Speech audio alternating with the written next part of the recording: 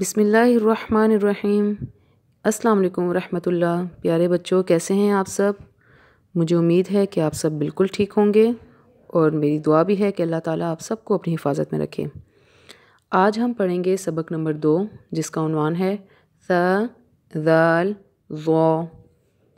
गुज़िश्ता lecture में हम सबक नंबर 1 पढ़ चुके हैं, जिसमें हमने हरूफ मीम, ब, वाव और फ़ा की आवाज़ के बारे में और उससे जो लफ्ज़ बनता था उसको दुरुस्त अदायगी के साथ पढ़ा था। और ये भी पढ़ा था कि चारों हरूफ कहाँ से अदा होते हैं? होंठों से। ये चारों हरूफ कहाँ से अदा होते हैं? होंठों से। आज हम सबक नंबर 2 पढ़ेंगे। प्यारे बच्चों, आप सब ने याद रखना है कि ज़बान की नोक से 12 हरूफ की अदायगी होती है। ज़बान की नोक से कितने हरूफ की अदायगी होती है? 12 हरूफ की, जिनमें से पहले 3 हरूफ कौन से हैं? थ, ज़ाल, ज़ौ। ये 3 हरूफ वो हैं जो कि ज़बान की नोक से अदा होते हैं। आज हम इन तीनों हरूफ के मखरज को पढ़ेंगे और ये तीनों हरूफ कहाँ से अदा होते हैं, हम इसके बारे में आज हम पढ़ेंगे। बच्चों, याद रहे कि मखरज कहते हैं निकलने की जगह को। अरबी हरूफ की आवाज़ें जहाँ से अदा होती हैं, मतलब जहाँ से वो निकल रही होती हैं, उस आवाज़ को हम उस हर्फ का मखरज कहते हैं। उसे हम उस हर्फ का मखरज कहते हैं। ये चीज़ आपने याद रखनी है। मैं दोबारा रिपीट कर रही हूँ। अरबी हरूफ की आवाज़ें जहाँ से अदा होती हैं उसे हम उस हर्फ का मखरज कहते हैं। अब हम पढ़ेंगे कि सा का मखरज क्या है, सा कहाँ से अदा होता है। बच्चों, याद रहे कि ज़बान की नोक ऊपर वाले सामने के 2 दांतों के सिरों से लगेगा तो इससे सा अदा होगा। आपको ये नज़र आ रहा होगा। ज़बान की नोक, आपको ज़बान की नोक नज़र आ रही है? ज़बान की नोक ऊपर वाले सामने के 2 दांतों के सिरे से जब लगेगी तो वहाँ से क्या अदा होगा? सा। आप लोग मेरे साथ इसकी मश्क करें। सबसे पहले आप ज़बान की नोक ऊपर वाले दांतों के सिरे पर लगाएं। सबने लगा ली? ठीक है। उसके बाद फिर आप होंठों को ज़रा सा किनारों की तरफ से खोलते हुए सा को अदा करें, जैसे सा सा। याद रखें कि सा की आवाज़ की अदायगी के वक्त ज़बान की नोक ऊपर वाले दांतों के सिरे पर लग रही है, नीचे वाले दांतों से नहीं लगनी चाहिए। अगर नीचे वाले दांतों से लगेगी तो इसकी आवाज़ सा के बजाय सीन की आवाज़ अदा हो जाएगी। ठीक है। सा को बहुत नरमी के साथ आपने अदा करना है, इसको सख्ती के साथ अदा नहीं करना। आपकी सा की आवाज़ की अदायगी के दौरान सीटी की आवाज़ नहीं आनी चाहिए। ठीक है। सा को आपने बहुत ही नरमी से अदा करना है, जैसे सा सा सा। अब बच्चों ये देखें, सा से की आवाज़ क्या होगी। सबसे पहला हर्फ है सा, तो इसकी आवाज़ क्या होगी? मैंने आपको बताया था, जब भी किसी हर्फ पर कोई भी हरकत आ जाए, हरकत से मुराद कोई भी मतलब हरकत में से कोई भी आ जाए, ज़बर आ जाए, ज़ेर आ जाए या पेश आ जाए, तो वो हर्फ की आवाज़ बन जाती है। जैसे सा की आवाज़ क्या होगी? सा। सा की आवाज़ क्या होगी? सा। मतलब सा के ऊपर ज़बर आ गया तो वो उसकी आवाज़ हो गई। अब ये लफ्ज़ क्या बन रहा है? सा समरुन, सा समरुन। समरुन कहते किसे हैं? फल को। आपको तस्वीर में भी नज़र आ रहा होगा, फल को समर कहते हैं। अब आप नीचे देखें, सा की मुख्तसर और मुकम्मल अशकाल लिखी हुई हैं।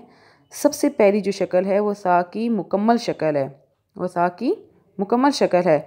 जो दूसरे नंबर पे है वो सा की मुख्तसर शक्ल है और इसको हम इब्तदाई शक्ल कहेंगे, क्योंकि जब भी किसी लफ्ज़ के शुरू में सा आए तो उसकी शक्ल इसी तरीके से होती है जैसे आपको मिसाल नंबर 2 में नज़र आ रही है। ठीक है। मिसाल नंबर 3 में आप देखें, जो सा की शक्ल है वो जब भी किसी भी लफ्ज़ के दरमियान में सा आ जाए तो उसकी शक्ल ऐसी ही होती है जैसे आपको मिसाल नंबर 3 में नज़र आ रही है। ठीक है।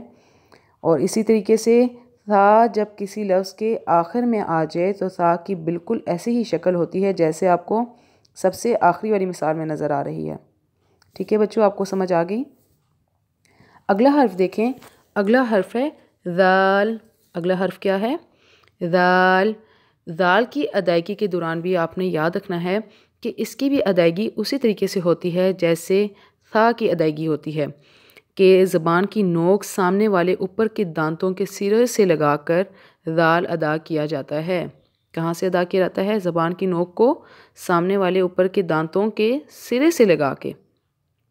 और इसी तरीके से फिर आप होंठों को ज़रा सा किनारों के सामने मतलब किनारों की तरफ से खोलते हुए सा को ऐसे बाहर ज़ाल को बाहर की तरफ करेंगे तो वो ज़ाल अदा हो जाएगा। अब आप मेरे साथ मश्क करें इसकी। आप अपने ज़बान की नोक को सामने वाले ऊपर के दांतों के सिरे से लगाएं। लगा लिया आपने।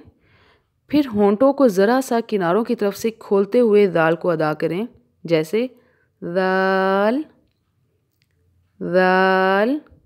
बहुत ही नरमी के साथ, अगर आपने इसमें सख्ती के साथ इसको अदा किया तो ये ज़ाल की बजाय ज़ा बन जाएगा, जो कि ये ज़ा नहीं है।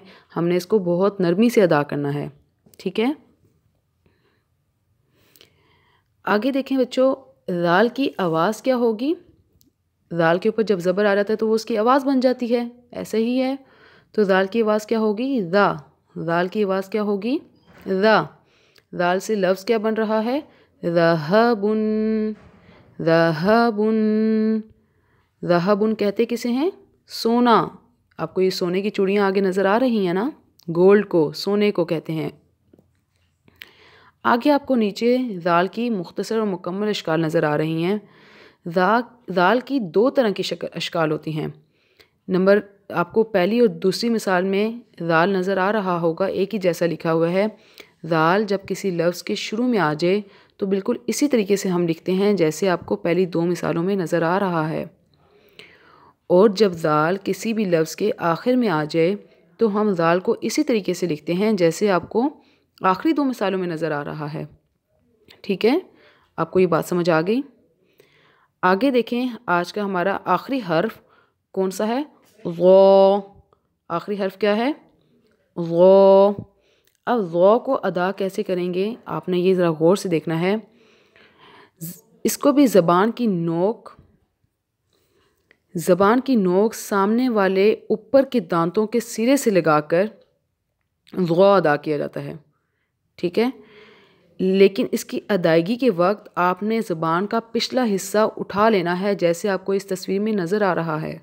ठीक है, आपने ज़बान का जो पिछला हिस्सा है वो थोड़ा सा उठा के मुंह में हवा भरकर इसकी आवाज़ अदा करेंगे आप लोग। कैसे? ज़ ज़। और मोटा अदा करना है, याद रखिएगा ज़ की अदायगी मोटी होती है। ज़ मोटा हरूफ है। ठीक है, ये मोटा हर्फ है। आपने इसकी अदायगी के वक्त अपने मुंह को गुलाई की शक्ल में लेके ज़ इस तरीके से इसको अदा करना है। आपको मेरी बात समझ आ रही है? बच्चों, आपने याद रखना है कि ज़ की अदायगी के वक्त होंठ को किनारों की तरफ से नहीं खोलना, जैसे आपने सा और ज़ाल में खोले थे। इस तरीके से ज़ में होंठों को किनारों की तरफ से नहीं खोलना, वरना आवाज़ बारीक हो जाएगी। और मैंने आपको अभी बताया कि ज़ की आवाज़ बारीक नहीं होनी चाहिए बल्कि मोटी होनी चाहिए। तो आपने कैसे आपने इसको किस तरीके से अदा करना होगा? होंठ को ऊपर की तरफ से खोलें, ऊपर की तरफ खोलें, ज़ ऊपर की तरफ को लेके जाएंगे तो ये हर्फ अदा हो जाएगा। ठीक है, अब देखें ज़ की आवाज़ क्या होगी? ज़ क्या आवाज़ होगी? ज़। दोबारा अदा करें, ज़। और ज़ से लफ्ज़ क्या बन रहा है? ज़रफ़ुन। ज़रफ़ुन। ज़रफ़ुन कहते किसे हैं? ख़त को, लिफाफे को। ये आपको तस्वीर में भी नज़र आ रहा होगा। ठीक है, अब आप नीचे देखें, ज़ की मुख्तसर और मुकम्मल अशकाल आपको नज़र आ रही होंगी। सबसे पहली ज़ की जो शक्ल है वो मुकम्मल शक्ल है। ठीक है, जो दूसरे नंबर पे शक्ल आपको नज़र आ रही है वो ज़ की इब्तिदाई शक्ल है, यानी जब ज़ किसी लफ्ज़ के शुरू में आ जाए तो उसकी शक्ल ऐसी ही होती है जैसे आपको मिसाल नंबर 2 में नज़र आ रही है। इसी तरीके से ग़ौ जब किसी भी लफ्ज़ के दरमियान में आ जाए तो उसकी शक्ल ऐसी ही होती है जैसे आपको मिसाल नंबर 3 में नज़र आ रही है। ठीक है। और जब ग़ौ किसी लफ्ज़ के आखिर में आ जाए तो उसकी शक्ल ऐसी ही होगी जैसे आपको आखिरी मिसाल में नज़र आ रही है। आपको यकीनन नज़र आ रही होगी। ठीक है, मुझे यकीन है आपको बहुत अच्छे तरीके से समझ आ गई होगी। मैं आपको एक बार दोहराई करके बता रही हूँ। सबसे पहला हर्फ देखें, थ, आवाज़ इसकी क्या है, थ, और इसे लफ्ज़ क्या बन रहा है, समरुन। नीचे देखें, ज़ाल, ज़ा, ज़हबुन, ज़ौ, ज़ौ, ज़रफ़ुन।